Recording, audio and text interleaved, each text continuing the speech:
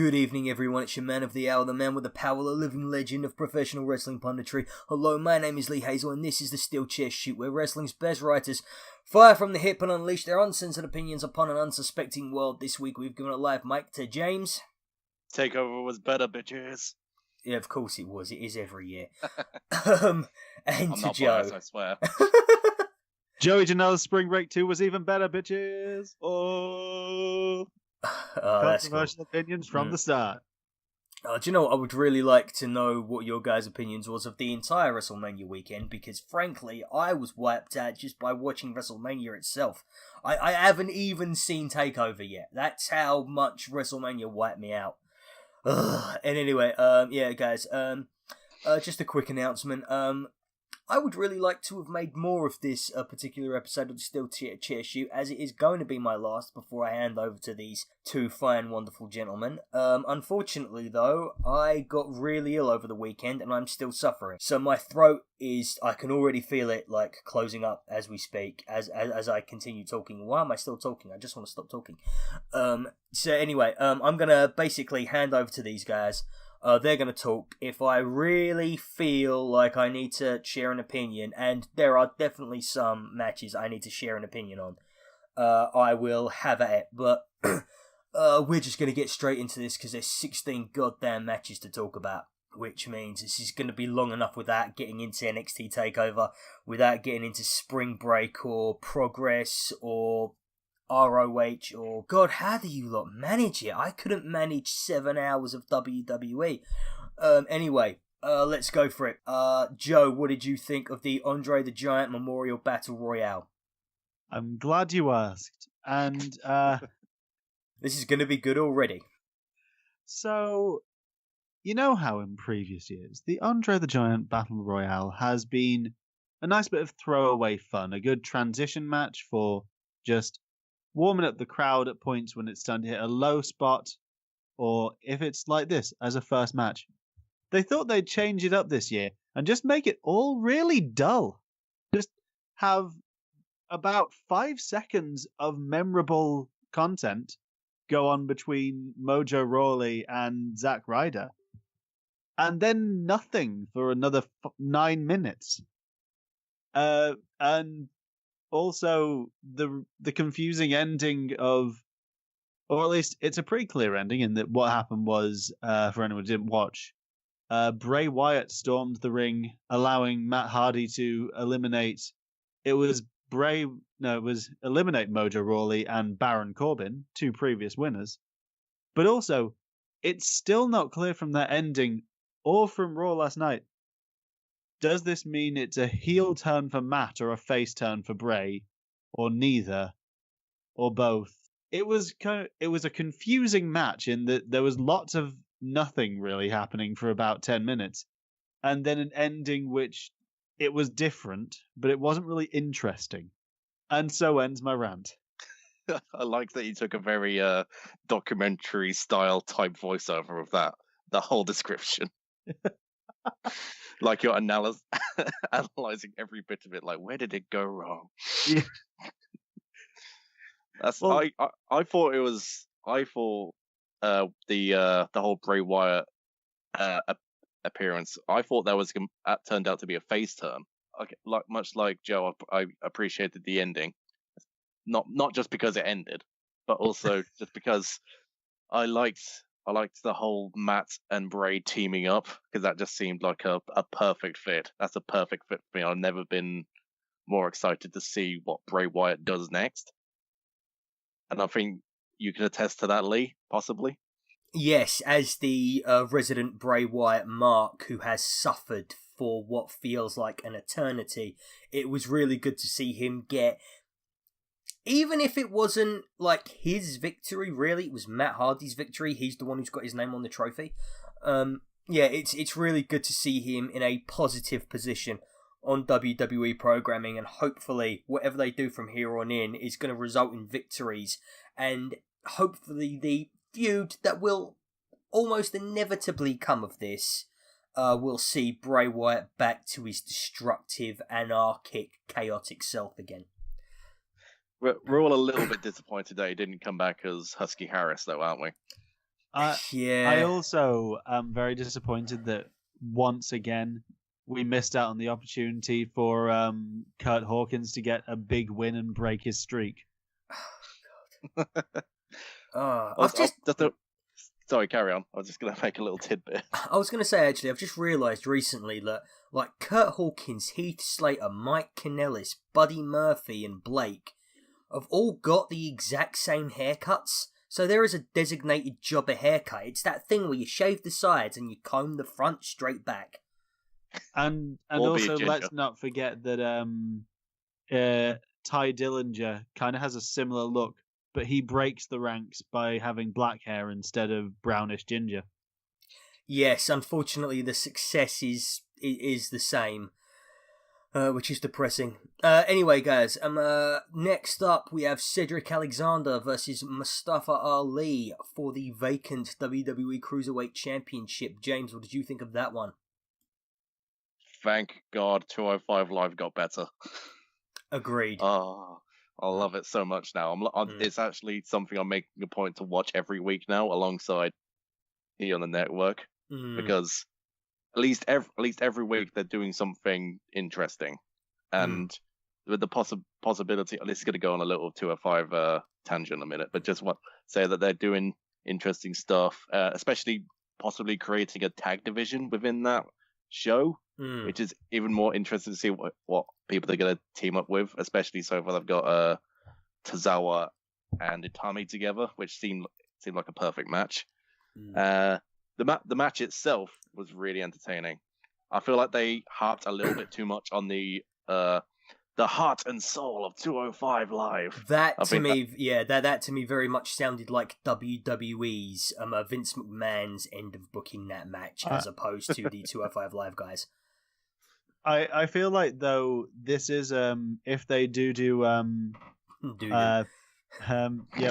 if they go ahead and have a 205 Live tag division next WrestleMania, if we've got Cedric, the heart of 205, and Mustafa, the soul of it, can we have them enter playing heart and soul on a big foot piano a la Big at Mania next year?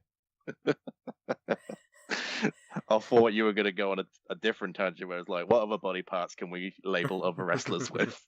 Yeah. Yeah, so for example, Akira Tozawa is the elbow of 205 Live. And Enzo is the scrotum. Ouch. It's worrying that now that means 205 Live is just scrotumless. I prefer it scrotumless. I prefer it at this point. So the match. Yes. Getting away from talk of skinning, away from scrotums, back to wrestling. Thank you, Joe.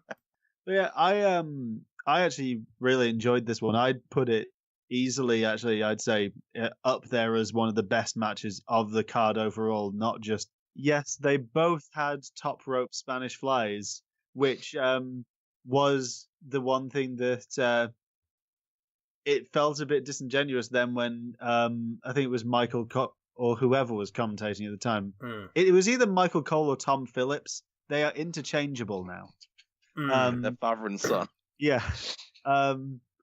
What must Adam Cole think? He's lost his dad. But yeah, where either Michael or Tom was freaking out when Charlotte hit the Spanish Fly and Asuka off the top. And I was just sitting there thinking, but we just saw this about 2 matches ago, and probably better, because this is a move that Cedric does all the time and knows how to do, and Charlotte, she didn't mess it up, but it just didn't look as smooth as Cedric's, and it just seemed like, are we just going to be excited for every time this happens now? Well, I mean, it's a bloody good move. Yeah. So just from my perspective, I really like the fact that they brought back what made the Cruiserweight Classic so special, where Cedric Alexander soundly defeated Mustafa Ali very cleanly, but also like had this moment of empathy at the end, which is what I thought made the Cruiserweight Classic, like the hugs and the spirit of competition and the spirit of camaraderie that the Cruiserweights all shared. I feel that came back in this match. and I thought that was the highlight of that for me. I don't think it's the match of this second Cruiserweight tournament. I think there have been a couple on 205 Live that have been better than this. But no, there was, yeah, I mean, it probably wasn't even actually each of those men's best matches. No.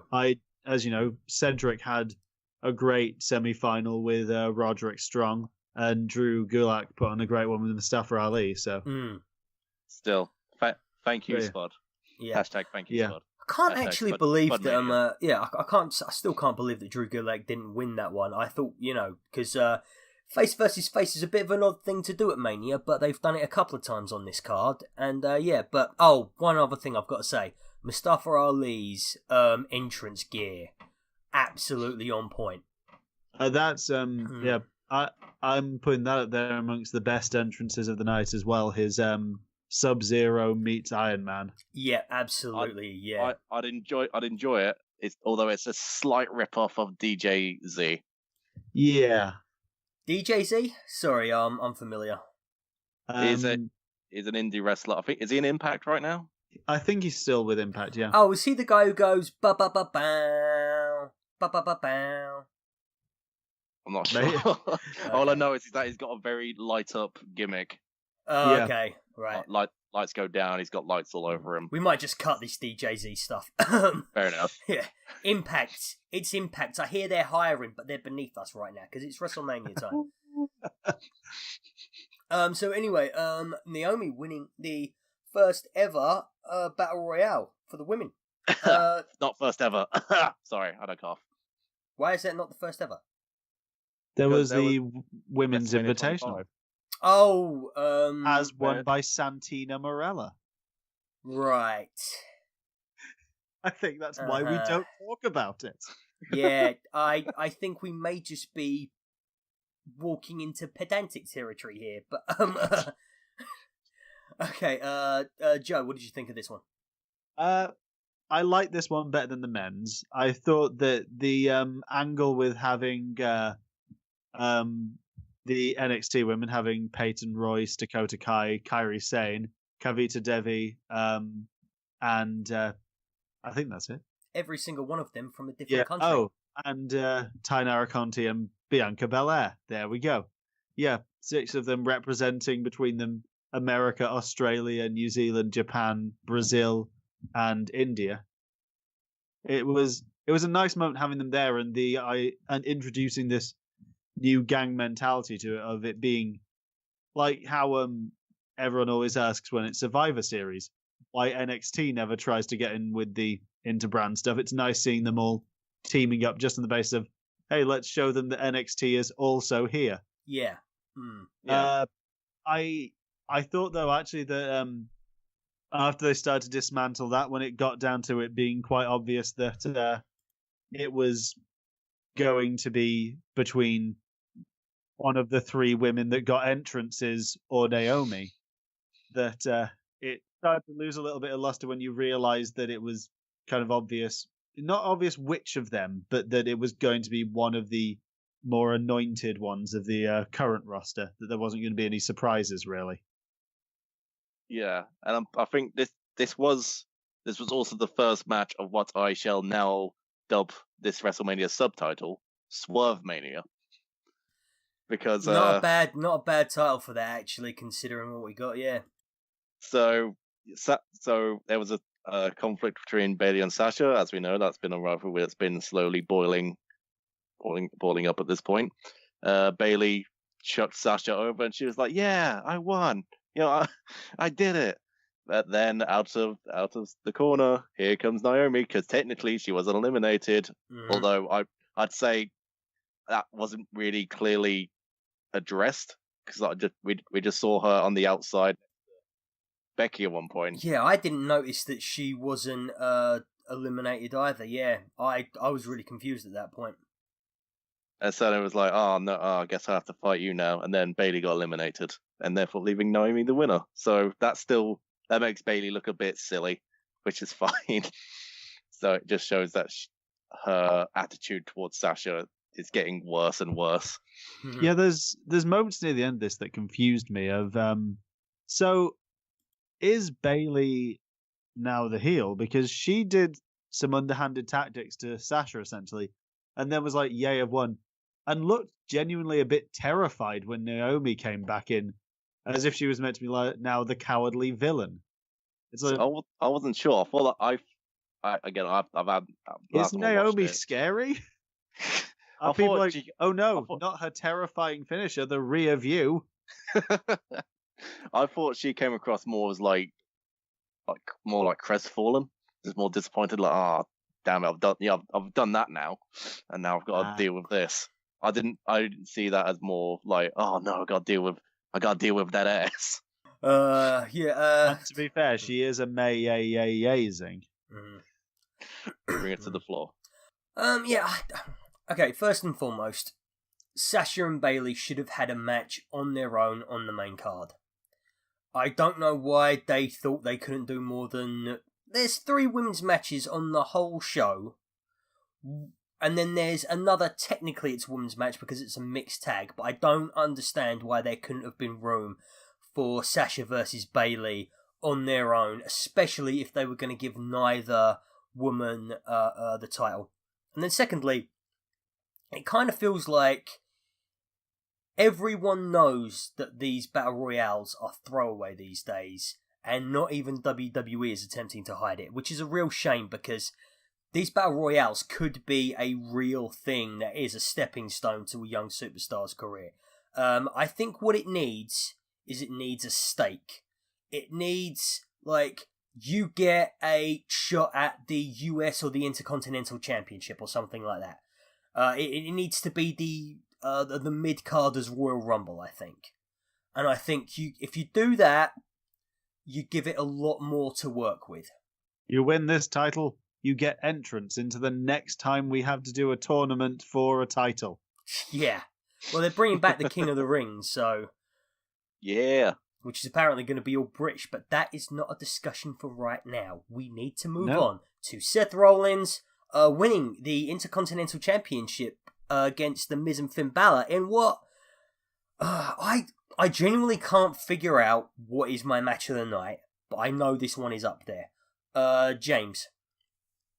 Yeah, I'm on the same sort of plane of thought as you are. This was a really, really good start to Mania, as if you weren't watching the pre-show.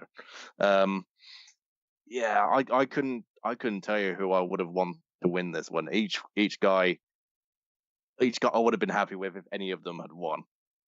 But I'm happy that Seth Rollins did win, because they did make the point later on saying that now he's a Grand Slam champion. Like, is he the last one of the Shield to become a Grand Slam? He is the last, yes. Yes. So Dean was the first, though they never pointed that out, because then that would mean he got something before Roman. Oh no. So yeah, there was definitely some interesting moments in that, especially at the start where the Miz decided to leave the Miztourage behind and basically say that I want to do this on my own. So disappointed they didn't follow through with that on the Raw after Mania. He went back to his heelish ways. So disappointed in that. True, that is true. What else was good about this match? Again, it's one of those matches where it just feels like the Intercontinental title is important. Yeah, and that's what we really need. That's what I feel definitely added to it. That they all fought for it quite a bit, and I think especially because this was the first match of the main card, it gets a little lost in the shuffle. Because the thing is, I don't think there was anything really massively stand out in this entire event. It's difficult to think of why this was so great. It's just you have a general feeling that it was. Although I will say I really enjoyed the end sequence with a double curb stomp and then another curb stomp. Really glad to see that move back. Joe, what did you think? I did really enjoy the match, but I actually wanted to, before even talking about any of that, highlight some of the things I really enjoyed about the entrances. Obviously, we had The Miz wearing... I don't know how to describe his outfit beyond maybe Star-Lord from Guardians of the Galaxy if he was in Full Metal Alchemist. I thought he was going for like a Timmy Mallet type vibe. That works too. You had Seth Rollins bringing up one of my favorite production themes of the night, which was he came out in White Walker garb, essentially. My favourite entrance of the night because it's so simple. But one of the things I loved was this was the first of many times they did this, of using the giant mask over the entrance ramp to actually display eye-based graphics that go with everything, of having essentially the image of the Night King displayed on this grand carnival mask. A thing they'd then bring back with Charlotte Asuka, where during Charlotte's entrance you had the kind of beauty shot eyes type things over the mask, and I think they brought it back again for Braun and Brock Lesnar as well. Also, I will argue this with anyone, they didn't actually need to bring out the Demon for this match. And I thought that the Finn Balor Wrestling is for everyone entrance with the full representation for all people of shapes, sizes, colours, etc. I thought that was a really lovely way for him to enter. Yeah, this was not a blood feud that needed a demonic appearance. Yeah, this was something that needed cool Finn and his cool jacket. Yeah, and if I just may say something about these entrances, that I was really, really pissed off when I first saw Finn Balor and he wasn't in the Demon stuff, and I was like, no, you've got to bring it out at Mania. This is the place you bring it out at Mania. But then I realised the context of the entrance in full and thought to myself, yeah, if there's any group of people that doesn't need to be associated with demons in a conservative Christian country like America is, it is the LGBT community.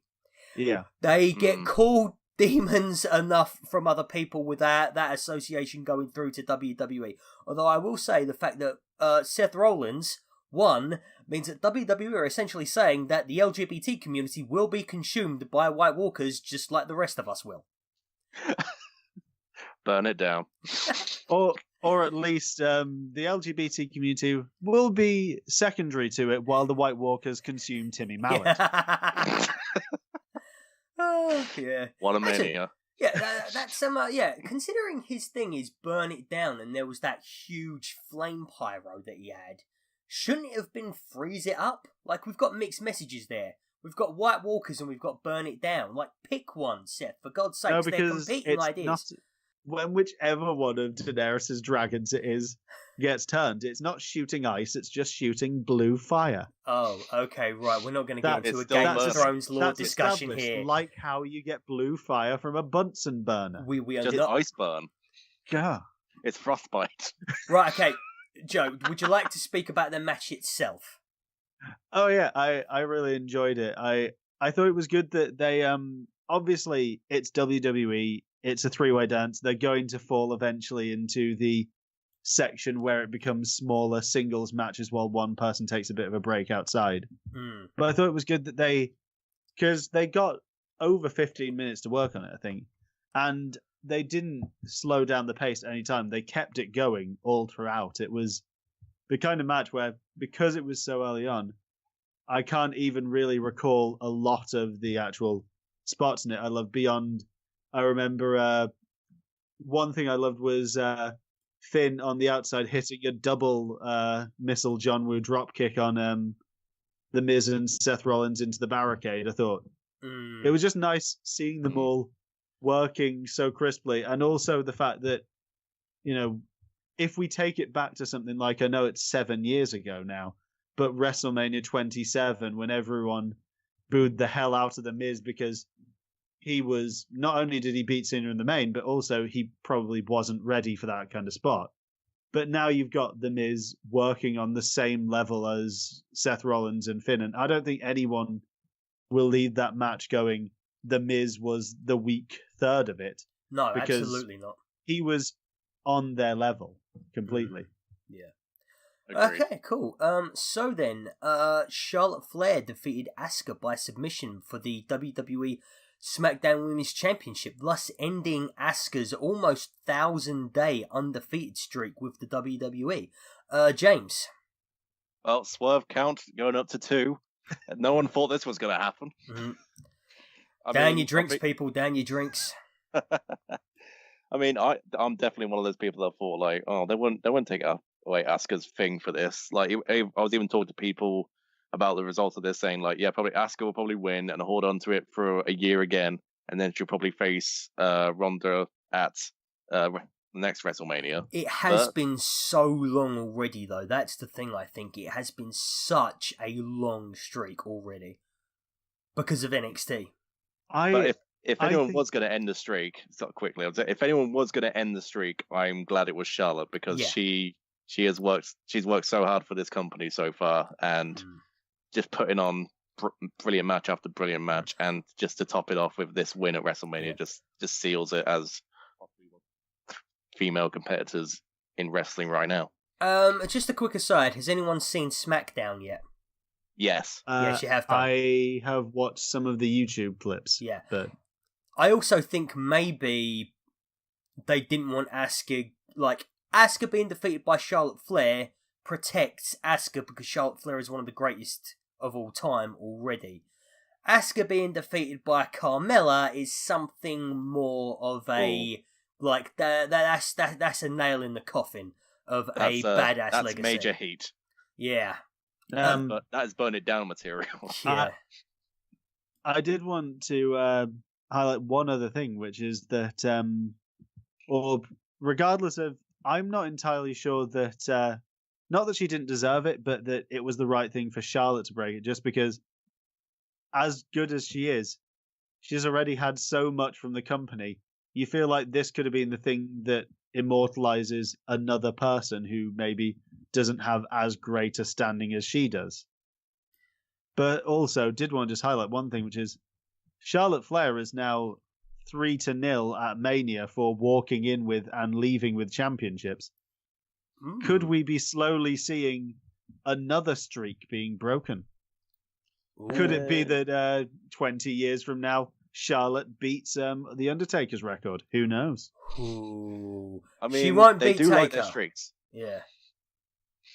They do like their streaks up at WWE. It's just whether they can, hold it in long enough for them to last, like, okay, keep it for another few years. Yeah. Also, it works on them actually noticing or remembering these things. Yeah, also, considering WWE's track record on women, are they going to be interested in Charlotte Flair in 20 years' time, or will they be looking at younger prospects? Oh, yeah, of course, 20 years' time is when Birdie Bella's going to win the title. Oh, God. I forgot that name. It might see Birdie Bella versus Monroe Sky. But yeah, I did want to actually say, overall, I thought this match was very good. But there is one thing that actually retroactively slightly ruined it for me, or marked it down a bit in my books, which is I suddenly realized something about Charlotte Flair as a performer, which is, can either of you spot any time she did any leg work before she locks in the figure eight? No, that was actually going to be one of my main points. I don't think that Charlotte Flair, I don't think Asuka tapping out so quickly was earned in that match. I think, in the build-up to this match, on SmackDown, she's tapped out a lot of people really quickly with the figure eight, especially when she locks it in. However, I don't think that particular part of the story was told well enough for that to be the finish of this match. Yeah. I mean, she did do something slightly different where she did it one-handed, so I don't know if that makes a difference or not. Because that was her, I would actually think that her doing it one-handed would mean Asuka had to wait even longer to tap out. It's a difficult one. I definitely see where you're coming from, Joe. Because she was doing it. She was doing it one-handed because the hand was hurt, the arm was hurt. And especially when you compare the previous night before this at. Do you mind, Lee, if I give mild takeover spoilers here? Go for it, mate. The previous night during Ember Moon Shayna Baszler, Ember had been working over the arms of Shayna, so she ended up applying the Kirifuda clutch via using instead of locking in both arms, she held on to the one arm using her hair for leverage to lock the choke, which, and also, even with that, it took about 2 minutes of time with them just rolling on the floor with that choke applied at the end of the match. It not only recognized, obviously, injury preventing it, but also explain it. It left plenty of hope spots in there. It wasn't just immediately, oh, she's locked in her signature. Oh, she's tapped. Which I feel like, especially when you've got these grand stories, you need to have some kind of build. I know it's almost more realistic having the immediate tap out with these things. But at the same time, if it was being fully realistic, there wouldn't be Irish whips. Yeah. Or Yeah. half of the things, like, oh god, okay, right, just quick 2-second thing. It Once annoys me. Spanish flies. Oh, no, it annoys me so much when old guys like Jim Cornette talk about how everyone used to think that wrestling was legit. No, they didn't. There is documented evidence that people knew that wrestling was fixed and phony because that's not how people fight in real life from the 1950s. So yeah. Anyway, I think we've got to move on from this point. Jinder Mahal perplexingly won the United States Championship from champion Bobby Roode over one of the main merchandise sellers in the country, Randy Orton. And he did it by getting the pin over Rusev. Now, I think I've made my feelings on this match perfectly clear just in that little intro, so I'll let you guys take this one. Joe, yeah. Who's that sharp intake of breath that I just... That was me. That was James. James, you go for it, son. Let's look at that SwerveMania counter. Oh, that's up to 3 now. Also, it's right next to the fuck you counter, which is now 1. Fuck you for caring. So we know WWE's history of people when they try to get over on their own tactics, right? A la Zack Ryder. It's I could possibly argue it's a similar situation with Rusev, with the old happy Rusev day. Well, that they'll push it a little bit for merchandise, but you're trying to get over on your own, son. Nah, not happening. You're gonna take. Yeah, you're not allowed to get over. You're a foreigner. You're a nasty Eastern European. No one wants to cheer for you. No one likes you. It just makes it. Now we do have to take a moment here before we get into the actual match itself to give once again credit to the unsung hero of probably this WrestleMania, that being Aiden English. Yeah. Not only did he deliver a great partially wrapped promo before Rusev came out, but also in between the Andre the Giant Memorial Battle Royale and here, not only did he change outfits to match more with Rusev, but also he shaved his head in between the matches just to debut his new look during that entrance. Oh, wow. Go back and watch it. He has hair during the Royale, and he's got a shaved head when he's introducing Rusev. It's that is commitment. And that commitment was rewarded with nothing. Rewarded with an RKO. And what makes it even worse with all this whole thing? Again, just shall we talk minor SmackDown spoilers? Sure. Are we cool with that? So, yeah. So Jinder Mahal won. He's now the US champion. Guess who's facing him now after the #1 contender match on SmackDown? It's only goddamn Blandy Orton. Oh, wow. Yeah, so I mean, maybe they can have another Punjabi prison match. Oh, yeah, who doesn't want to relive the exciting, carefree days of Mahal versus Orton? God, what a time to be alive that was. It was an even better time to die. They're thinking like, okay, it didn't work with the WWE Championship, but I got a good feeling about the US Championship. You know, the one with the fucking US flag on it. Remember when John Cena had this championship and did the Open Challenge? Do you remember how special and important the belt felt after then? And then they gave it to Alberto Del Rio and shat all over it again. You remember when Rusev had a tank? Yeah. Yes, I missed that. Still being punished for not being conventionally handsome in Vince McMahon eyes and having a fit as fuck girlfriend. That's what's happening here. Rusev. I'm saying that right now. He's handsome. Not according to Vince McMahon, and his is the only opinion that matters. God damn him. God damn him to hell. Anyway... Just play that clip of him getting headbutted by Kevin Owens on repeat. Yeah. You'll be alright. Does anyone have anything else to say about this? Because I don't remember bugger all from this match, honestly. I really don't. I think Bobby Roode needs to do something about his character really soon, or else he's going to turn into Ty Dillinger. Do you know something, actually? Something actually hit me about like this. Glorious Bobby Roode had better entrances in B-tier NXT pay-per-views than he did at WrestleMania. Agreed. I mean, he had an entire platform to himself. That Yeah, just pretty lowered much, yeah. down. And honestly... Yeah, but they couldn't give him the platform because Alexa Bliss stole it. Oh, yeah. God damn it. I didn't notice that. They could have used it twice. You They cover used it... the Spanish Fly twice. What's wrong with a platform? Okay, guys, right, we're going to move on, because I think people have got really interesting stuff to say about this. This is Kurt Angle and Ronda Rousey versus Triple H and Stephanie McMahon. Triple H, a 40-year-old man who still has not gotten rid of his stabilizers, if that entrance is anything to go by. I did love during this entrance, Jonathan Coachman, they're being like, wow, this is one of the coolest entrances I've ever seen. They're going at like 10 miles an hour, mate. Yeah. It's being on motorbikes is probably cool if you're not moving slower than a bike. That said, with the discussions around not knowing which one is your guys' match of the night, this is without a doubt mine. Do you know what? I am so surprised how good this one was.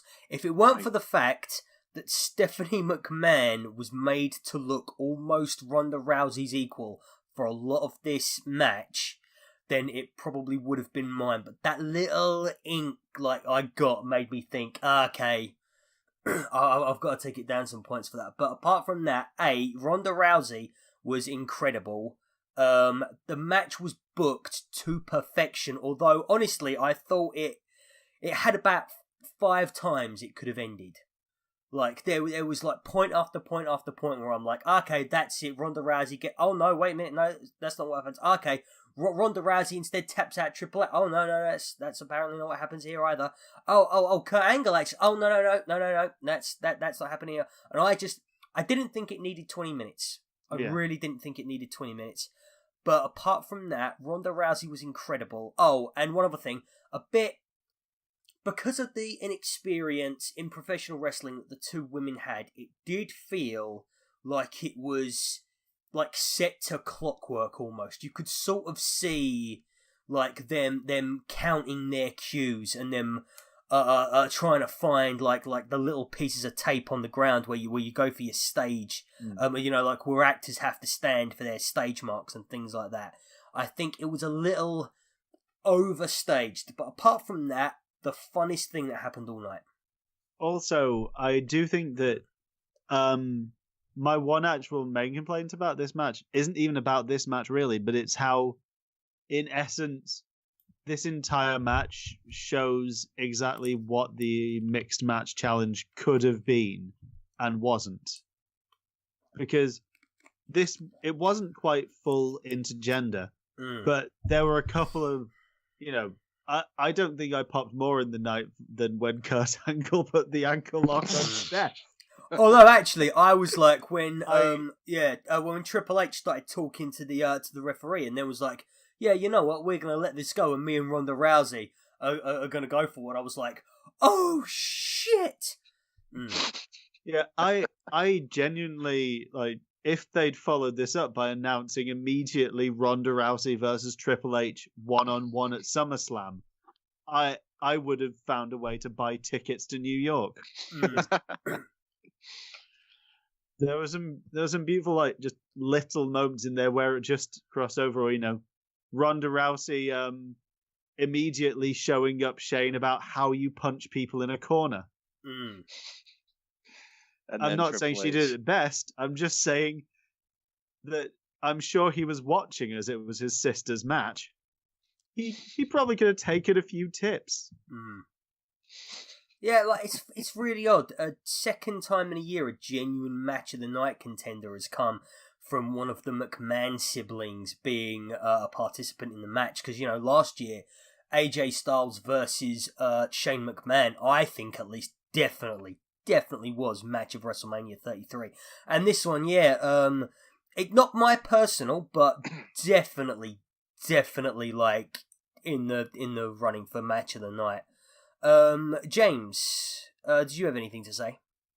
I was going to say that this is definitely a match that I would rewatch at least a couple times, just based on how fun it is. I mean, no one going into this thought this was going to be like a super serious match of the night thing, but then they took that whole tone of it and just had fun with it. Yeah, it's just the only like sort of complaint, or like not really a complaint, just like sort of nitpick about it, is that Kurt Angle looks so tired at some points. He just looks so like, I think just from coming down the ramp, he looked like he needed like a breather, which is obviously that's sad because time makes fools of us all. Yeah, but he did give it his best. So also, I think if I were the WWE, I'd be very hesitant about doing so much linking between Rousey and Piper, as I know there's more of a Pipes having given his blessing to all of this, and was a big fan of Rousey's, but it could start to push into the point where people start treating it like Sasha Banks and Eddie Guerrero. Yeah, I just don't want that for her. I mean, I wasn't massively excited about Rousey actually joining the division before this, but now I'm looking forward to seeing what she actually does in a proper one-on-one match with another female competitor. Absolutely, yeah. Or Triple H. Please give me that match. Yes, I'd definitely pay for that match. One thing though about the whole Roddy Piper thing. Anyone made just a little bit uncomfortable by her ring attire as she came out? Was anyone not getting a very slight like Television X sort of vibe from that, like what appeared to be a schoolgirl uniform essentially? Oh, what you mean the tiny kilt? Yeah, like that was just my god! Like if my parents came in at that precise moment, I wonder what the fuck I was watching. Also, I was wondering if that was going to come up. Rousey. Next time we see her, I hope she's upgraded from those basic plain black trunks or whatever it was she was wearing. I was glad that when she took off the skirt, and there was just like some MMA gear underneath there, because I thought to myself, this is ridiculously sexualized, and I thought I was really uncomfortable by that. Yeah, sorry, Joe. Yeah, go. I don't know whose idea that was, to be honest. Was it hers? Was it the back? Was it Triple H's? Whose idea was it to do that? Honestly, I just quite like it if she went back to just wearing what she did in MMA, just black kind of cropped up type thing, black shorts, and then murdering people. Talking of murdering people, what was that? Right, so the next one is the Bludgeon Brothers beat the Usos and the New Day for the WWE SmackDown Tag Team Championships in what was... Oh, wow, so talking of murdering people actually worked as a segue for that. Yeah. I thought you were looking at the Wikipedia page, because I thought, congratulations. Okay, just... The Usos have been in with the company for almost 10 years. This is the first time they've ever been on the main stage at WrestleMania. And I think also, this is the least time they've ever been given. And also the least success. And just, they have had a stellar year. Like, two of the absolute stars of the year, especially when you combine them in the New Day. I think this being a squash for the Bludgeon Brothers and being only 5 minutes 50... I mean, don't get me wrong, I love Harper and Rowan, I really do, but I think there was a better way you could have done this, and this feels so... This is the match that felt like it was shafted for time so other matches could have their moments. Yeah, the tag belts got really screwed this WrestleMania, depending on your certain views on the other tag match that happened. Well, Vince McMahon apparently hates tag team wrestling more and more year on year.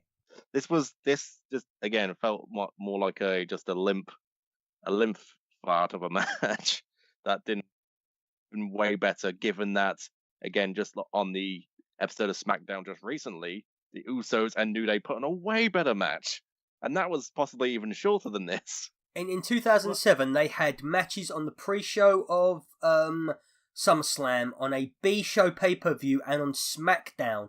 that were match of the year contenders. Like, the series they had, like, is, you know, as a feud, second only in my head to Omega Okada. I mean, I had also heard rumors that it turned out they were completely just rumors, but I'd heard rumors, people saying that this being obviously WrestleMania 34 following on from 17, that this match was going to be made into a TLC match, which you put those three teams in a match like that, that could be a worthy successor to having Edge and Christian, the Dudleys and the Hardys, having those three. Yeah, absolutely. But instead, they took what had the potential to be match of the night, and it wasn't that it was bad. It just didn't have enough time to be anything other than good. I think that's pretty much all we have to say. Yeah. What else can we really say about it? Apart from this slightly disappointing. It seems the most appropriate thing for that match is to talk about it quickly and then move on. Well, talking about quickly, Undertaker versus John Cena, which it happened. Yeah, I gotta say, guys, right? Okay, the Undertaker's 54 years old. What did people expect? He's 54. He doesn't have to come out and wrestle at all. People saying this match under-delivered. The man is 54 years fucking old. Sorry.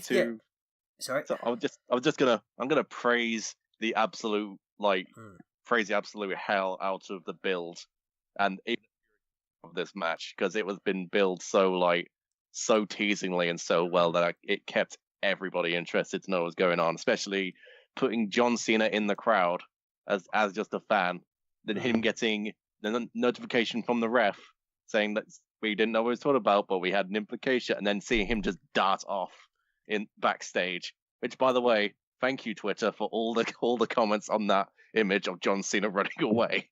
However, I've had a great time. I want to now once again critique Michael Cole and friends, because go for it. During this, I think it was during this segment, Michael Cole was telling us what was being said on the ramp as the ref was whispering to John Cena. Oh, Michael.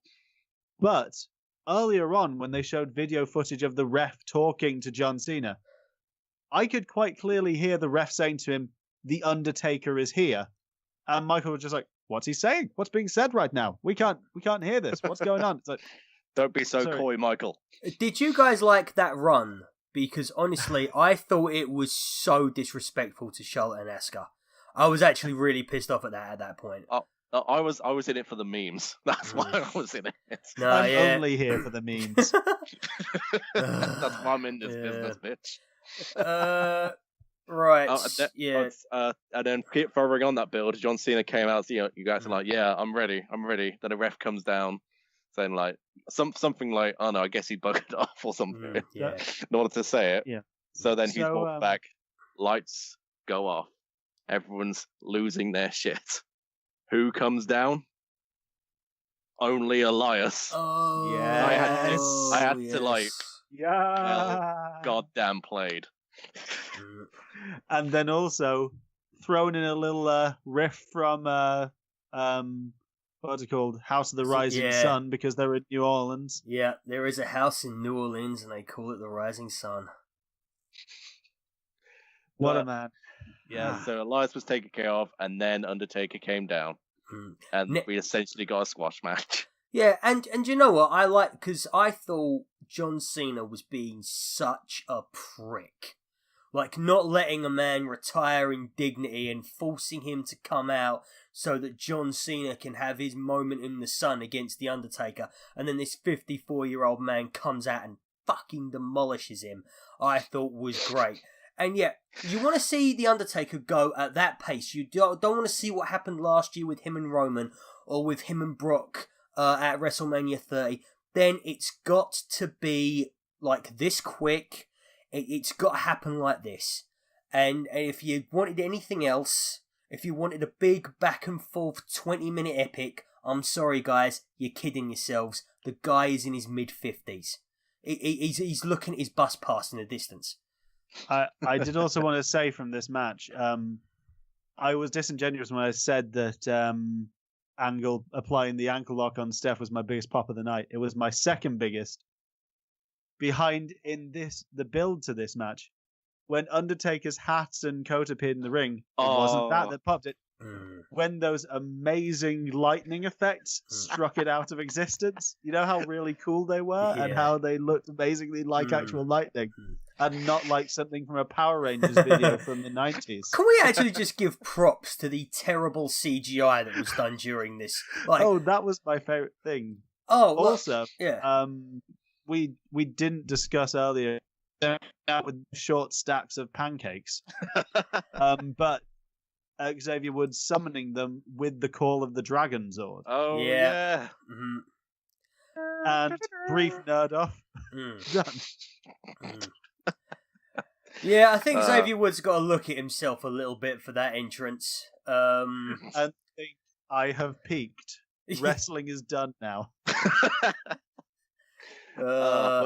With this match, it didn't need to be, like you said, like a 20-minute epic. It was a squash match just to make Undertaker look good after the let's just say poor performance last year, where he was made to look very, very worse than he actually could have been. And in the lead up to the greatest Royal Rumble, where he has a casket match with Rusev. We will actually, let's not go into the greatest Royal Rumble. We can do that post show because there's actually some things I really want to discuss about that, but we should do that for like post show discussions. Okay, are we done with that one then? Yep. Yeah, that's fine. Yeah, that's cool. You can say more if you want, James. I just love John Cena's reactions, especially to the he's going to do the 5-knuckle shuffle. Yeah. And we were like, yeah, Undertaker raises, but then the leap he does backwards is just something else. Like he's just seen a ghost. Okay, so the next one is the long-awaited return of Daniel Bryan and Shane McMahon versus Kevin Owens and Sami Zayn. I will go first on this one because this is the only time during the entire night that I actually got properly excited. Like, I got WrestleMania excited at the prospect of a match because, I am a huge Daniel Bryan mark. I love technical wrestling. It's my absolute favourite form of it. You don't get enough of it in the WWE. So to see him back was absolutely fantastic. But they had to do that thing where they knock him out for about 15 minutes. And then they make him play up his injuries for the rest of the show. And then Shane McMahon looks like a fucking shiny golden god. Who makes Kevin Owens and Sami Zayn look like a couple of fucking jobbers. I just not quite the disappointment of the night for me. We'll get to that. But just, this could have been so much better. But WWE don't think that just a straight up great competition between three of the best wrestlers, pure in-ring performers in the world is good enough. I'm sorry, there were 4 in the match. There were 4 competitors. You wash your mouth out with soap. I said 3 of the best in-ring performers in the world. I knew perfectly well I weren't talking about Shane McMahon when I was saying that. Oh, I thought you were on about Shane, Brian, and Kevin. I thought you just hated Sammy. Who? El because Generico? The WWE clearly do. Yeah. Christ alive. Like, he's just... I mean, okay, I understand Sami Zayn is difficult to work with. We've all heard the stories about how excitable, about how he doesn't really understand, social cues and things like that, which must make him a bit of a challenge to work with. But for God's sake, guys, you don't sort him out by doing this to him. I don't need the extra drama of Daniel Bryan looking like he might go back into the back and be laid off for another couple of years. I don't need that extra drama because I can see straight through it.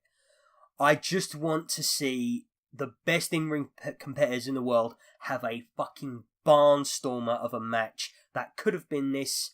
It wasn't. That's what I come to wrestling for. That's not necessarily what WWE thinks its audience wants. It's what I want. Okay, James, what did you think?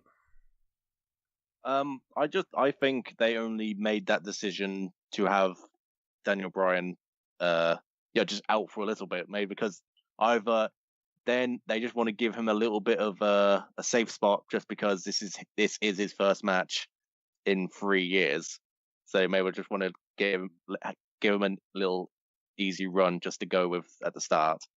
I don't know if that's WWE's choice. I don't know if that's his choice. But I just think that was just because they wanted just to give him a little bit of just take it easy. We'll get the stabilizers off you soon. Not Triple H apparently, but with you it's fine. But yeah, I'm for many podcasts now, Lee. I have been listening to you badmouth Shane McMahon, and I feel very indoctrinated by this now. Every time I see Shane McMahon getting one over Kevin Owens or Sami Zayn, and him again matching up to it, I'm just like, I don't need this. This is not a thing. He's not fighting every week. He's not on matches every week, putting his body on the line like all the other competitors on SmackDown. He's one of the last Attitude Era stars. Also, he's the product of Vince McMahon's semen. Yeah. I mean, I'm not going to badmouth anything. I'm not going to badmouth anything he did in the Attitude Era. I mean, I still have to look back at King of the Ring and think damn, Shane McMahon is a hard bastard. And but when it comes to this sort of stuff, it's like, do you really have to be here? Really? So, can we all agree though as well that Shane McMahon, considering it's one of his signature spots, these days he really cannot he can do the jump, but he can't make the coast to coast look like he actually ever hits them with a kick. Yeah, it seems to be the jump and land near them and expect Sami Zayn to sell like he does everything, which is incredibly. Yeah, I mean, I was going to say, was it Sami Zayn? Because when he was jumping across, you quickly saw Sami Zayn just lift his body up more in order just to close the distance between the jump. So I do think we should start talking about some of the positives of this match. Yeah, definitely. From when Daniel Bryan got the hot tag onwards, this match was incredible. It had, I think, actually from that hot tag onwards, those minutes were some of the best overall in-ring minutes of the night. And also, I didn't realize until this show quite how glad I am that I no longer have to hear JBL call every time Kevin Owens does a frog splash, be like, oh, it's the bullfrog splash. He's the biggest damn frog splash I ever seen. And all those things he says every time. Ball game. So the thing is, this is like watching a match of rugby. No, it's not. Shut up about European sports, JBL. It was definitely a really positive thing to see Daniel Bryan come out, especially at WrestleMania, especially with all the fingers pointing up, chanting yes. That was just like a real oh, my heart's going out to you because this is so positive right now. Yeah, nothing can ruin this night ever. Yeah, there is no doubt in my mind they could have put on a really good actual tag match between the four of them because Shane, as you said, if we take especially Attitude Era Shane, or even now his willingness to do crazy bumps is still admirable. I think between the four of them, they could have put on something as good as the other McMahon match of the night. But I think it was just a missed opportunity in which it was clearly this was more match used as angle to reintroduce Daniel Bryan and give that heartwarming moment. And as a result, I don't think it actually made it a bad match. It was still fun. It felt like here we have, as you say, three of the best performers in the world, and what we're getting is a good match, but just... Do you think maybe they were trying to protect him a little bit? Like, maybe they weren't quite sure that he was, his body was ready for a full 15 minutes, that maybe they were trying to treat him with kid gloves a little bit? I think possibly, but I also think maybe they were worried that if they let them go all out for those 15 minutes, Daniel Bryan would actually allow Kevin Owens and Sami Zayn to kill him. Because you get the feeling he would have been like, yeah, just powerbomb me out of the ring off the top rope. He just would have said something really, or been like, What if we made this match 90 minutes? I mean, like, let's face it. He was the guy who said, "I will do a flying headbutt off of the top of a forklift truck after I've just come back from a bunch of concussion issues," which is what, messed him over in the first place. But I mean, I'll be honest, knowing about the concussion issues, I'm happy he's back. I'm sure he can work, but I'd be quite happy if he dropped the diving headbutt from his arsenal. I could live without him doing that one move. Though, while I was happy we got to finish with the yes lock, I won't be satisfied until we see him again pull out cattle mutilation. Ooh, I think he could add that to his repertoire again. Definitely. I feel like, especially if he's going to work a safe style, I think we're going to get the return of, as he should be affectionately known, Grapple Fuck Bryan Danielson. Just out wrestling everyone and just tying them in knots and murdering them that way. Be so great if he could just win like the PW Insider Award that takes his name just one more time. Yeah. WWE would allow him to do that. Anyway, so James has dropped out because just while I get my thoughts together, what would have been the next match that we'd be chatting about? Nia Jax and Alexa Bliss. I thought, Nia Jax needed to win. She needed to win this. I mean, what would that have said to every campaign of Be a Star if the fat-shaming Alexa Bliss had won? And still currently doing the fat-shaming thing right now. But this was, I guess, if this is a story they wanted to tell, and having Nia Jax as champion, finally, by the way, that's taken way too long to happen at this point. But it was well-deserved in the end, and Nia Jax is champion. Me happy, me good, this good match. How about you, Joe? I did like this match. I felt like it was in that weird limbo zone where I think if they wanted to have it be Nia Jax dominant, like just mashing her way through Mickey and Alexa, that it could have been shorter. But if they wanted it to actually be dramatic back and forth, it could have done with being a bit longer. Where I feel it was in that weird limbo zone between where it was both either a bit too short or too long, depending on what they wanted to do with it. But I thought for what we actually got, it was some really good action. I think it's the best I've seen Nia look, bar her matches with Asuka, overall, actually, since she's turned up. Also, I just wanted to give full credit to Mickie James for bumping the hell out of Nia, just giving her a quick attack on the ringside first. Also, definitely. Also, it was nice that at least they just took Mickie out of the equation immediately, just so it wasn't like, oh, good, a distraction finish. Yeah, I also think Mickie James is a bit of a soldier for coming out just normally after Alexa Bliss gets raised from the roof. Alexa Bliss is the goddess from on high, and Mickie James is just some cowgirl. Yeah. She's just around. Listen to this, I'll go back to the ranch. Okay, guys. I'll make it a country album. I can't wait anymore. I've got to get to the one that I've been itching to talk about the entire night. AJ Styles versus Shinsuke Nakamura in what many people are saying is the most disappointing match of the night. I can't agree with that. I do have some problems with it. I do have a lot of problems with it. Firstly, AJ Styles did a like that knee to the stomach thing that he does when he's quite close to the ropes against Shinsuke Nakamura, and he looks like he genuinely booted him in the head accidentally.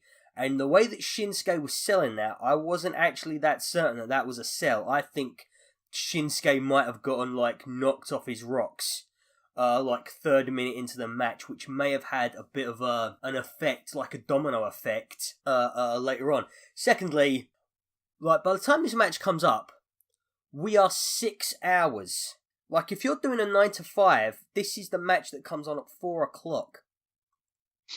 When you're eyeing the clock on the wall, like planning your exit and trying to find your way home. Like this is the point when most people at the football match, before injury time happens and you're trying to figure out how you're going to beat the traffic.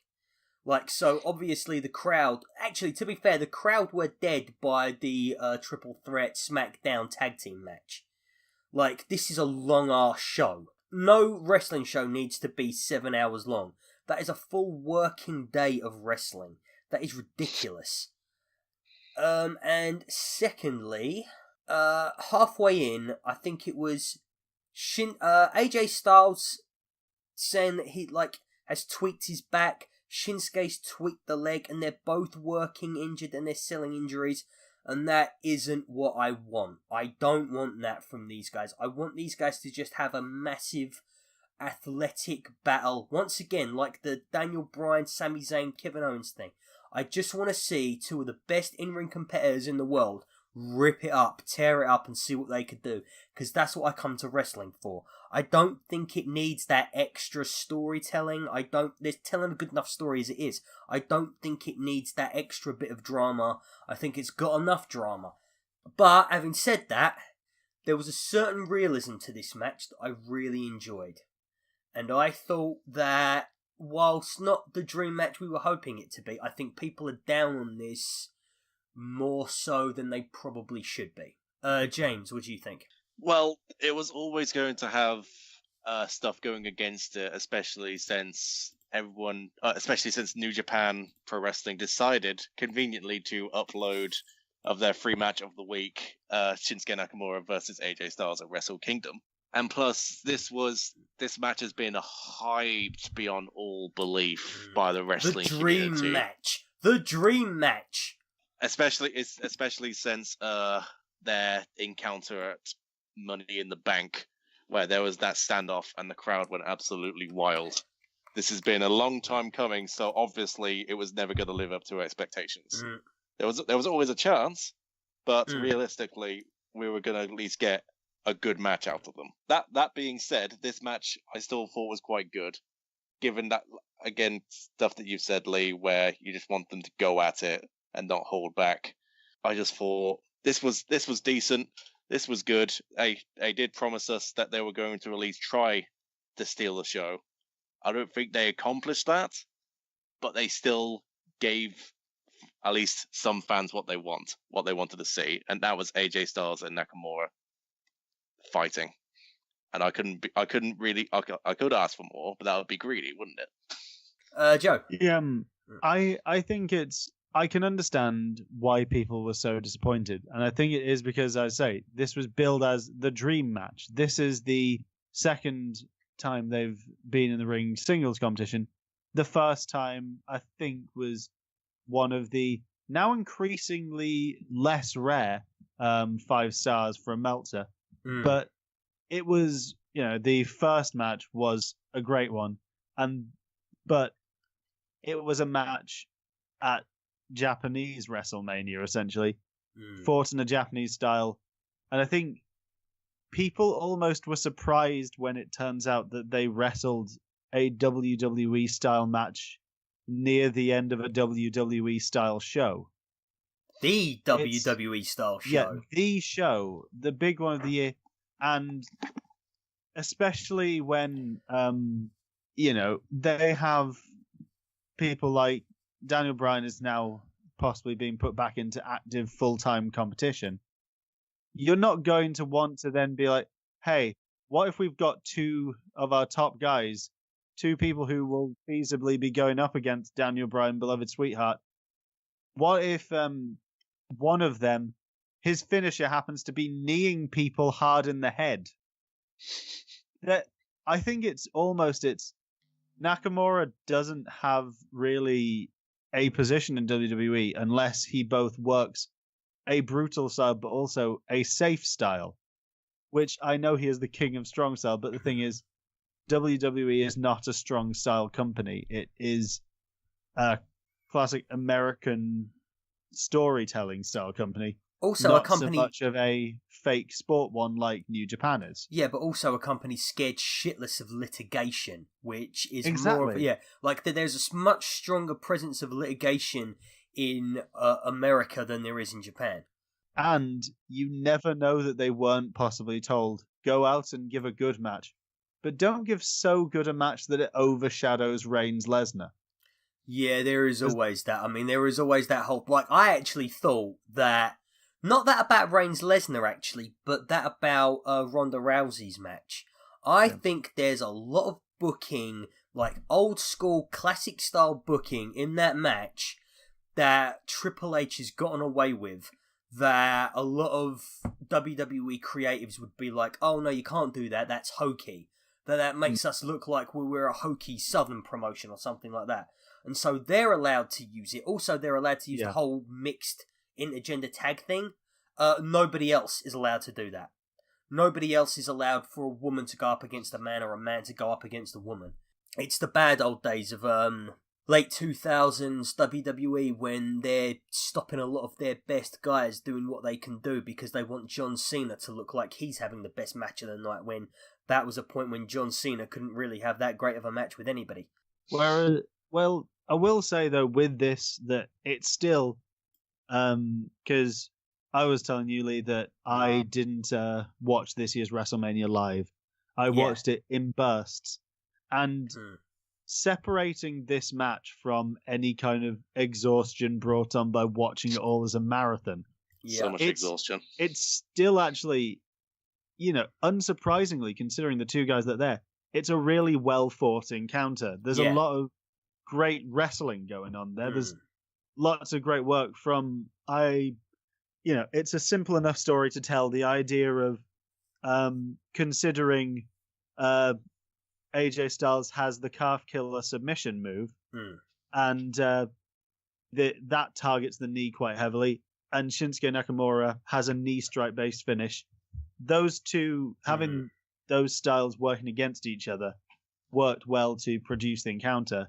And also, as I'm sure we'll talk about, the post-match antics with Nakamura, not just really low-blowing, but more actually tiger uppercutting AJ Styles in the privates. Yeah.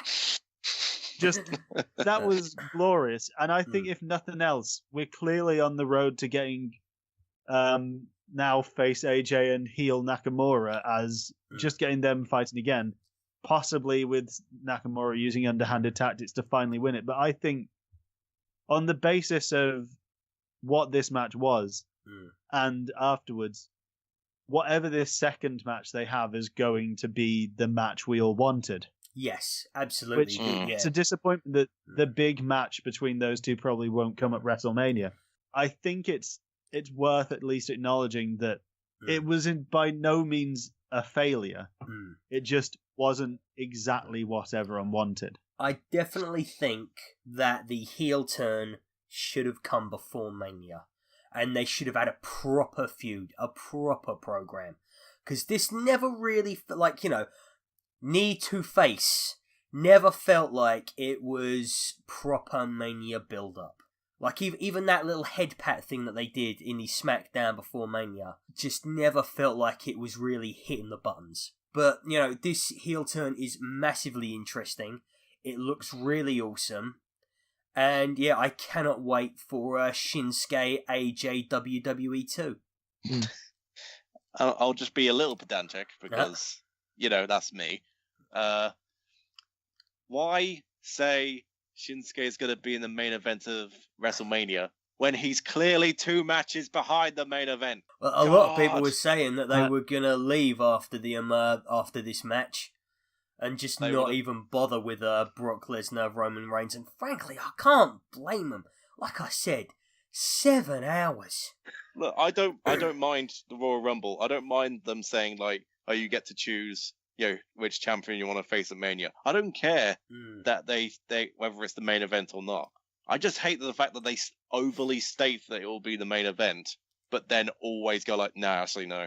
Yeah. Well, actually, this year I don't know if it was just the women's one, but they did actually make an effort to, in the lead up to the Rumble, say the person who wins the Royal Rumble will get their choice of title match at Mania.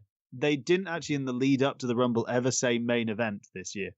They did They did in the video packages when for Shinsuke, because I remember that distinctly. Yeah, they did, but yeah, and after the Rumble, they forgot that they were doing that. But in the lead up to it, they were clever. Then they forgot that they were being clever. WWE. They say something, they forget. Oh wait, we're clever for actually forgetting it. Okay, guys. On to the next match. One of the highlights of Mania.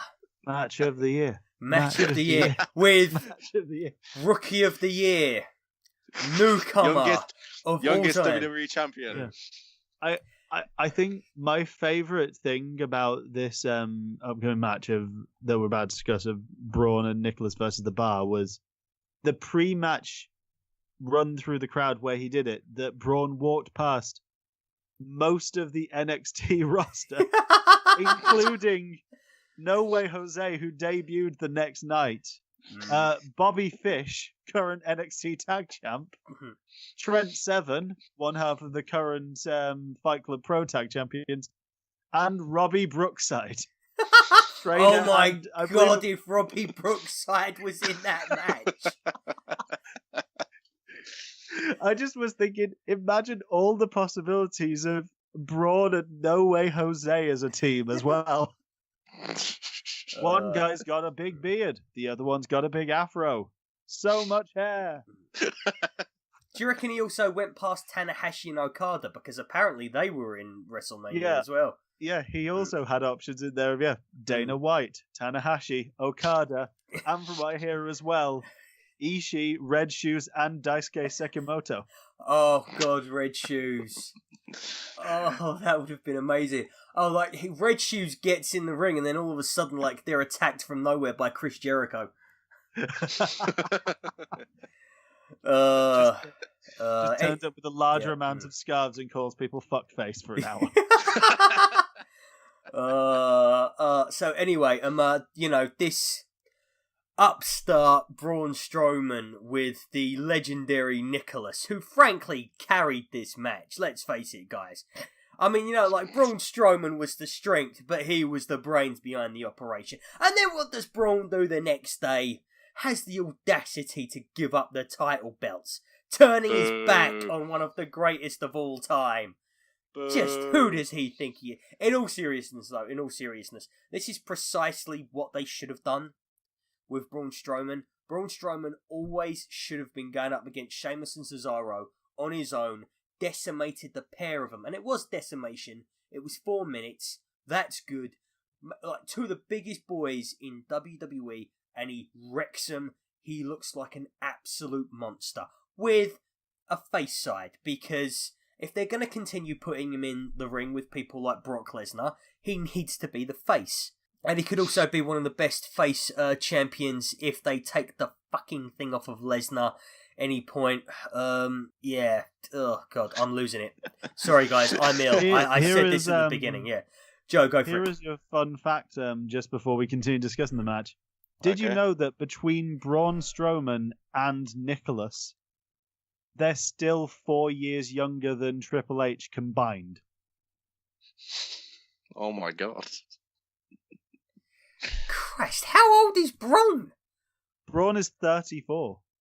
Jesus. But yeah, I and probably Nicholas has gotten rid of his stabilizers. Yeah, beyond the obvious screwing out of the titles by Cesaro and Sheamus, as Braun just happened to apparently pick Nicholas, who was the son of John Cone, the ref in the match. Not calling conspiracy, but I'm just saying. Are you telling me? The bar. Are you telling me that Nicholas might have been a plant? I'm suggesting Braun knew exactly where John Cone's son was sitting and decided to make sure that he won the match by pretty much leaving him there so that John Cone had no choice but to let him win, or else his son would be tagged in. This is such a plant, it might as well have been in Plants vs. Zombies League. But no, I think that there will be people who will argue that I've given you this podcast, James. Yeah, there will be those that will argue that this made the bar look bad. But as I have said, Braun has survived death multiple times. He has flipped vehicles. He has pulled down scaffolding with grappling hooks. He survived death. This is not a normal man. This is, as you say, a monster, but he's a beloved monster right now. Yeah, precisely, yeah. This is exactly what he should be doing. And I think that it's, back in the day when Kurt Angle was also the gold medalist, he was also doing goofy things like wearing tiny cowboy hats.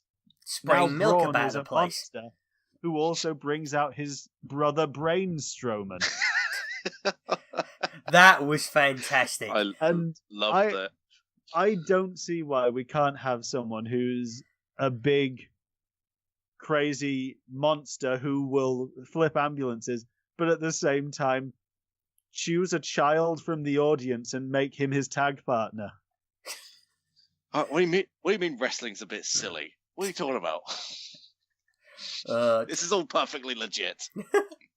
I mean, I love Cesaro as much as the next person, and Sheamus when he's being carried by Cesaro. But they will, they'll probably get the tag titles back at the whole. Are they doing the end of that tag team series on Raw, or are they doing it at the Greatest Royal Rumble? I believe it's another thing happening at the Greatest Royal Rumble. Okay, cool. We will get to that. We will get to that because there is some interesting stuff going on there and things that directly relate to some of the Mania talk that we've been having. So anyway, yeah. I just want to highlight Cesaro's single tweet of reacting to the whole Nicholas situation, which read, "Stupid kid." Yeah, I think some of the tweets about Nicholas have been wonderful. Tommy Dreamer tweeted saying, "This is such BS. Nicholas didn't even submit his blood work to the Louisiana State Commission."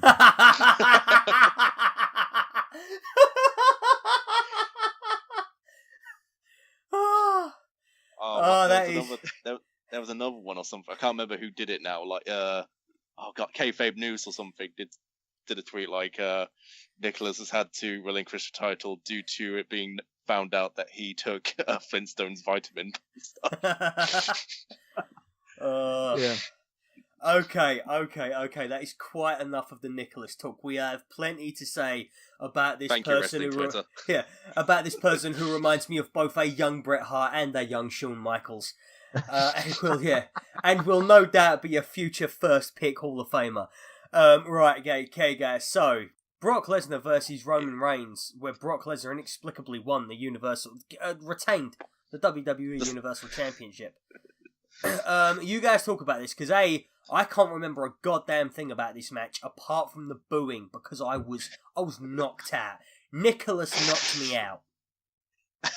Has anyone ever played on a WWE game and decided with their friends it would be fun to play a match where you set yourselves as infinite finishers before you go in?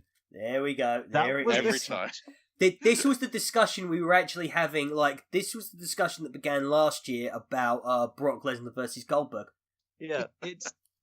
I feel like even if you're having Brock Lesnar win, the problem with this match, I think, is actually just quite simply that there was one point after I think Reigns had kicked out the second F5 that if then Lesnar had just finished it then, if that had been the end, if they'd finished it on Reigns looking resilient because he'd kicked out twice, but then the third time they get him and it's over, it's fine. It's then you keep it going for 4 more kickouts of the F5. And it doesn't quite make Reigns look more resilient as it does just make it look like they're playing for time because they've said it's going to be 7 hours and they've realized that somehow they've managed to fall 10 minutes shy, even though they gave about, 45 seconds, I think, to the SmackDown tag titles? It's minor just exaggeration.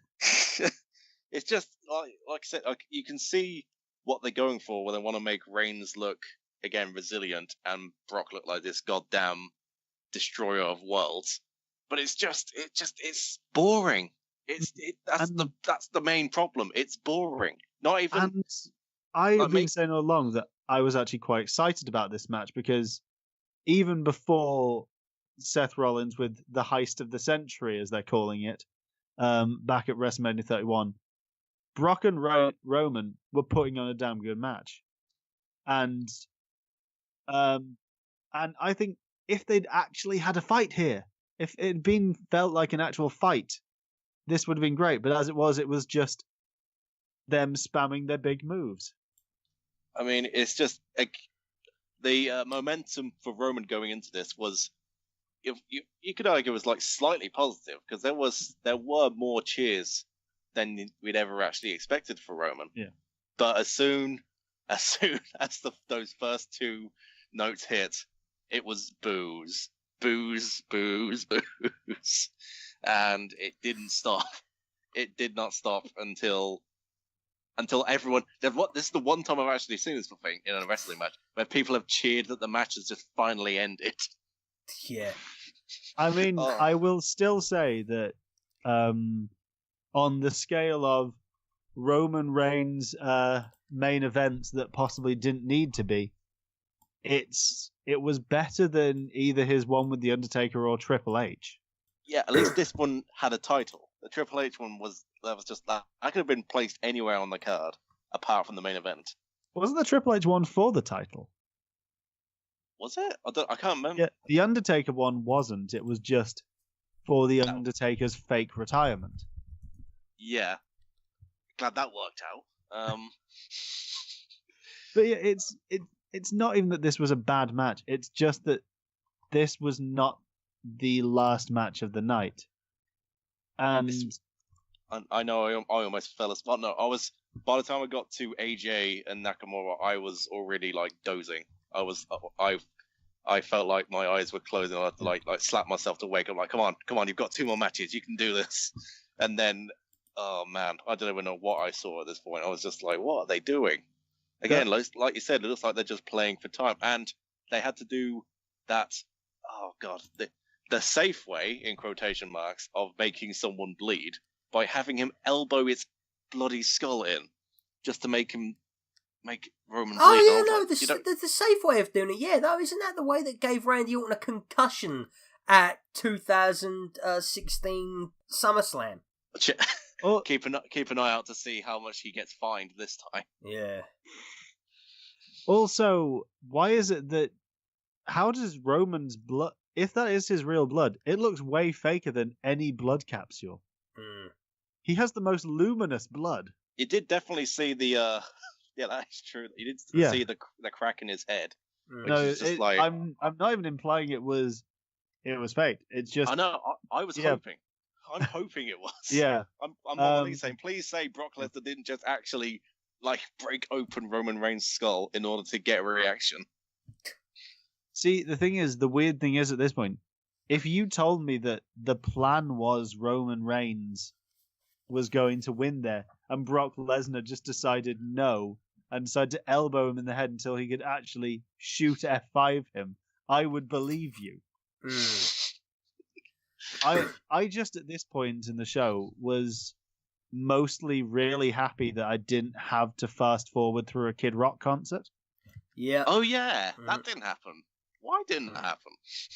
Because he didn't come out as the American Badass, because everybody was just so down on the idea. Like, the most bitched about thing in wrestling Twitter that I have ever seen in my entire life, which firstly, fuck you guys, like, he's 54 years old, he doesn't have to come out to entertain you lot at all. If he wants to come out as a gimmick that's closer to his real life self, fucking let him.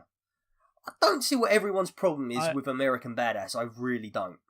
I don't have a problem with it. Mm. I think the only reason they wouldn't let him do it was because Triple H wanted to ride the motorbike. Oh, God. With stabilizers.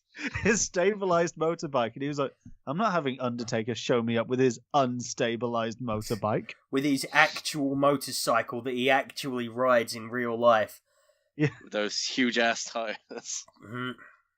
But it would have been so much more perfect, actually, considering John's reaction, actually, thinking about it. If you'd seen him there and his face when it just hits and it's, you done it now. You gone and made a big mistake. Oh god. And I think it says a lot as well that we're talking about another match rather than we're Brock back Lesnar on match. John Yeah. Cena. James, we want where to are we on the move on? swerve count? The swerve count has blown up. It has blown up at this point because everyone Too and many then Nan swerves. assumed Roman was going to win. Yeah. And also, the fuck you counter was also blown up, Yeah. and that's right next to the German suplex counter. So Well, right now, yeah. we're in number central. Okay, right, and this is where I start talking about what is the most intriguing prospect for me for WWE in years. The WWE Greatest Royal Rumble, and I'll tell you why. Look at the concessions that WWE is giving this event in Saudi Arabia. Not only is this a canon Royal Rumble event, this is the greatest Royal Rumble event. All the other Royal Rumbles are bullshit compared to this one. Like, Did you like 2001? Fuck off. Yeah. This is better. Wait, you know how this is the greatest Royal Rumble? Yeah.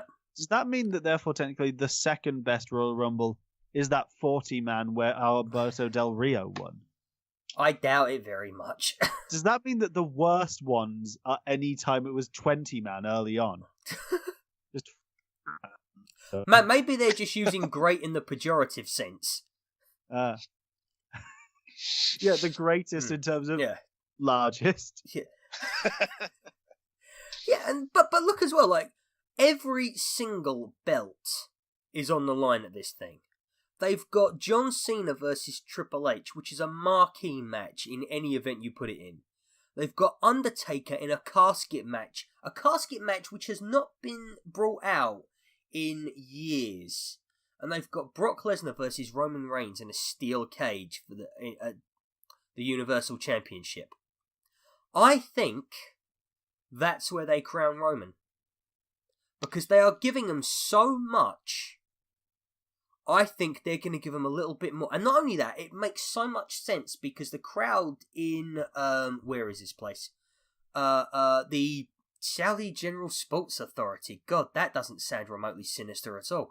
In the King Abdullah International Stadium in Jeddah, Saudi Arabia. The crowd in Jeddah are not going to be the cynical, smarky American crowd.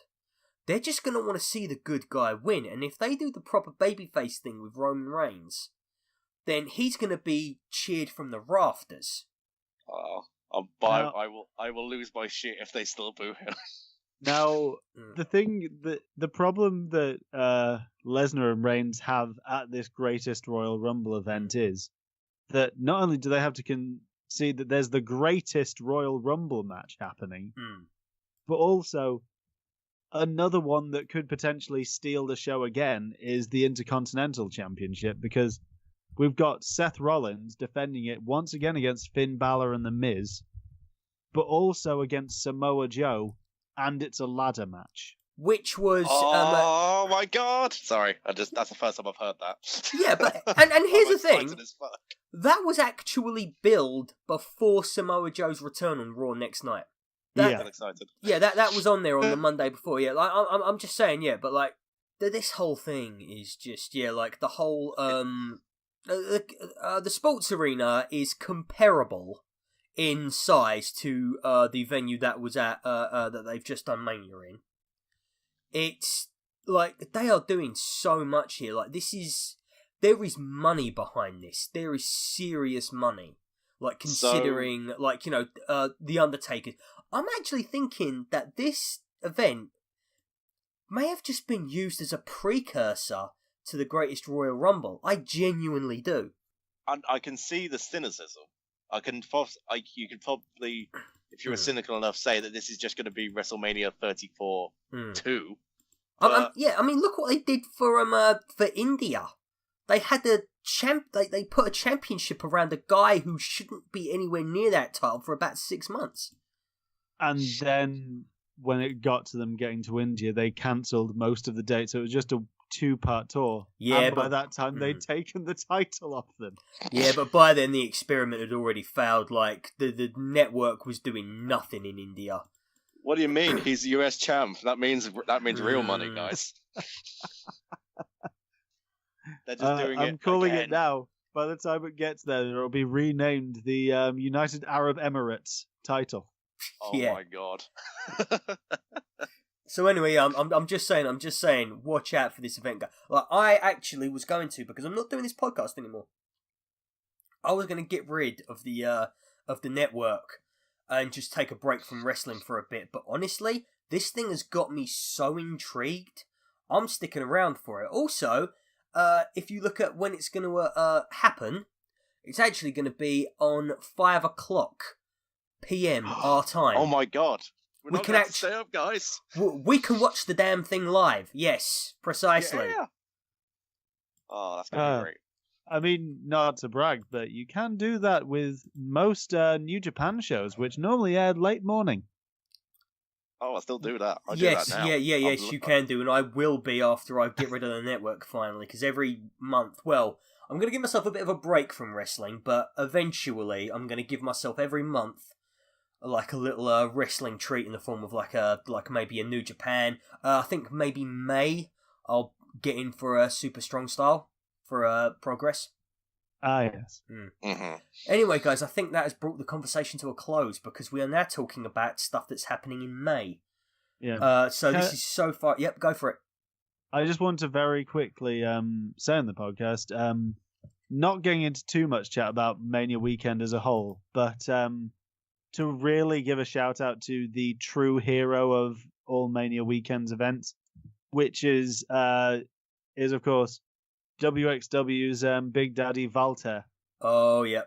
A man who had about 6 matches, all of them which could have been as good, if not better, than the best matches of WrestleMania. He put on a better match than AJ Styles and Shinsuke Nakamura had with Pierre-Carl Ouellet of the Quebecers. A man who is 50 years old and hasn't had a properly televised match, I think, in about 15 years or something ridiculous. To a better match than most of Mania. I'm going to have to check this out because I've missed this completely.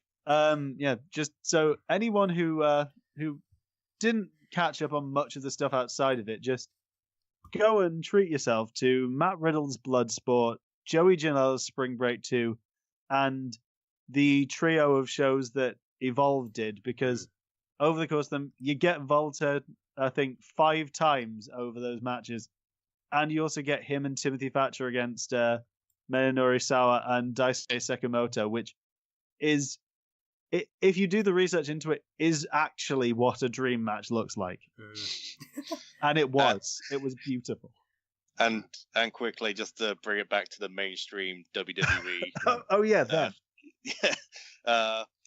Takeover, Gargano versus Ciampa, match of my life. Really?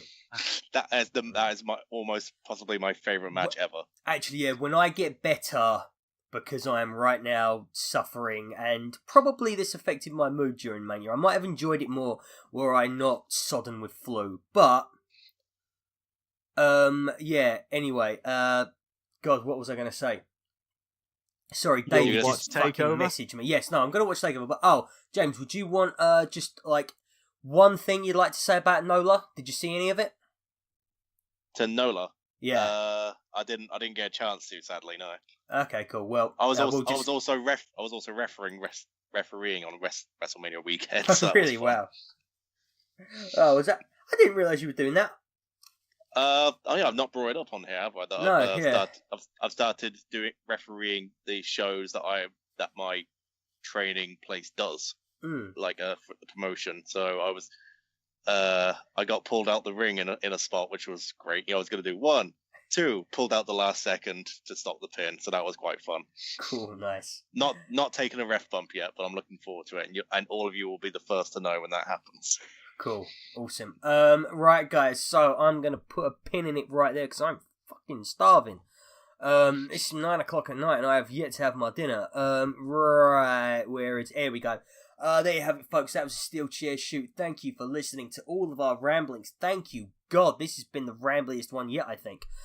Please don't forget to like, to subscribe, to comment if you agree, if you disagree. Check out the mag at SteelChair.com, where you can find all our back issues at issuu.com/SteelChair. That is issuu.com/SteelChair.